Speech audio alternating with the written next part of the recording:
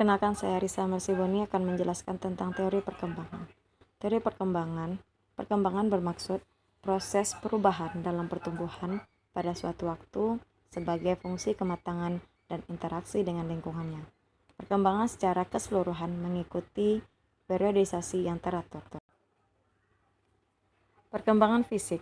Perkembangan fisik meliputi 4 bagian, mulai dari perkembangan fisik masa bayi, anak-anak, remaja, dan dewasa.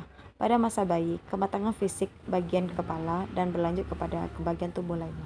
Sedangkan bagian anak-anak mulai dari 6 tahun terjadinya pola kehidupan yang bermulai dari sikap, nilai, dan perilaku.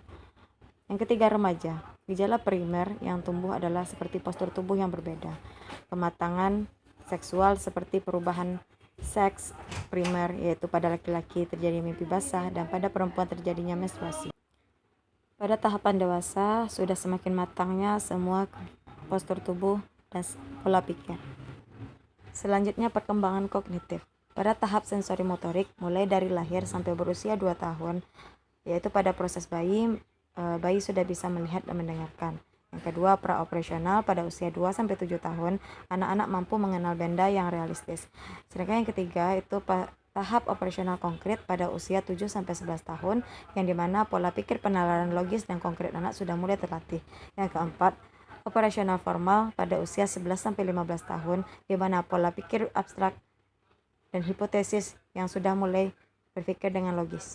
Yang ketiga yaitu perkembangan sosial emosional. Yang pertama, berdasarkan teori ekologi Bronfenbrenner mengatakan ada 5 sistem yang terdapat pada lingkaran. Yang pertama ada mikrosistem, mesosistem, ekosistem, makrosistem, dan kronosistem. Perkembangan sosial emosional yang kedua, teori perkembangan rentang hidup Erikson. Pada teori ini mengatakan kehidupan masyarakat secara bertahap terdapat 8 tahapan. Setiap tahapannya menghadapi konflik yang dihadapi pada masing-masing tahapnya, mulai dari bayi sampai mereka dewasa.